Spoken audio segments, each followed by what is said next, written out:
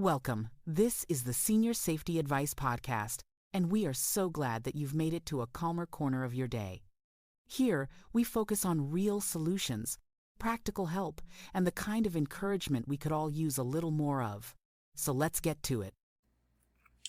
The holidays can feel joyful and surprisingly risky, especially when seniors and pets share the same space. Most people don't realize how quickly a wagging tail, a dropped ornament, or a holiday treat can turn into a fall, an injury, or even a vet emergency. In today's episode, I'm going to show you some simple ways to keep both your loved one and your pets safe, calm, and comfortable during this season. And just so you know you're in good hands, I've spent years helping families create safer homes for aging adults, and that includes making sure the family pets stay safe too.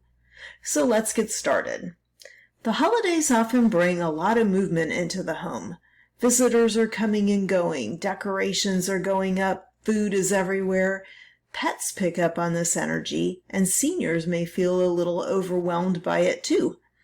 When you mix excitement, clutter, and quick changes in routine, small risks pop up in places we don't expect. I've been in homes where a very mellow senior dog suddenly became anxious because more people were visiting than usual. The anxious dog paced and circled around a loved one who used a walker, and you can probably imagine how easily that could have turned into a fall. Pets don't mean to get in the way, of course. They're just reacting to the environment. But awareness goes a long way. One of the easiest things you can do is create a calm space just for the pet. A quiet room, a soft bed, maybe a favorite toy. Somewhere predictable. When pets have a safe spot to retreat to, they stay calmer, and that means fewer surprises around your loved one. It also helps the senior feel more in control because they know exactly where the pet will go if things get busy. Now let's talk about holiday decor. I know it's tempting to decorate with sparkly ornaments, cords, candles, and everything that glows or smells like cinnamon. But every bit of decor changes the environment your loved one moves through. And pets love to explore new objects on the floor or swat at shiny things hanging from the tree. One playful paw is all it takes for a glass ornament to fall, shatter, and create a slipping or cutting hazard. If you're decorating with a senior and a pet in the home, try placing fragile items higher up, securing cords along the walls, and avoiding small decor that pets can chew on or knock over. Battery-operated candles are your best friend. They look warm and cozy without creating fire risks or drawing curious cats toward real flames. Food is another one. Pets are masters at looking adorable when they want a treat, and seniors sometimes love to share. But holiday food is full of things that can be dangerous for animals, such as chocolate, grapes, onions, or anything sweetened with xylitol.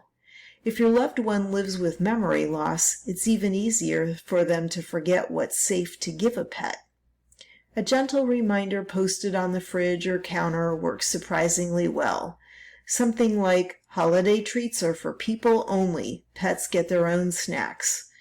This takes the pressure off your loved one and helps pets avoid an emergency vet visit. And here's a tip that people don't think about. Watch how pets react to mobility devices. Walkers, canes, and wheelchairs move differently than what animals are used to. A cat who darts underfoot or a dog who walks too close to a wheel can create a dangerous moment for the senior and for themselves. You can help by slowing things down, giving clear cues, and teaching pets to wait or stay when your loved one stands up or moves across a room. Now let's touch on visitors. Guests often mean extra excitement, extra noise, and extra chances for pets to slip out the door. Seniors may move toward the door slower, and the mix of activity can feel chaotic. One small change helps the whole household. Assign someone to be the pet wrangler. Their job is simply to keep an eye on the dog or cat when visitors arrive so no one gets bumped, startled, or accidentally let loose. And don't forget about sensory overload for both seniors and pets. Loud music, bright lights, or a crowded room can raise anxiety for everyone. If you notice signs of distress such as pacing, withdrawal, or irritability, take a few minutes to slow the environment down. Turn off a light or two. Lower the volume just a little. Give the pet a moment in their safe space and offer your loved one a chance to sit or take a quiet breath. These small resets can make the holidays feel peaceful again. The heart of all of this is simple. Pets and seniors both need calm, predictable environments.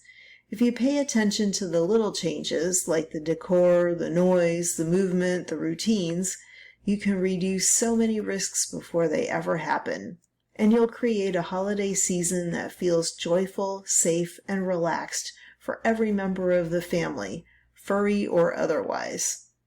So thank you for joining me today on the Senior Safety Advice Podcast. If this episode brought a little calm to your day, share it with someone you care about, maybe someone who could use a reminder to pause and reflect.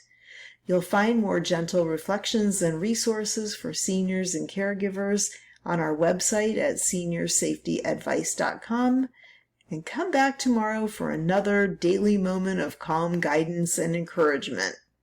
Until next time, I'm Robin Schultz. Take care. Bye-bye. This podcast is part of our mission to help older adults live safely and independently.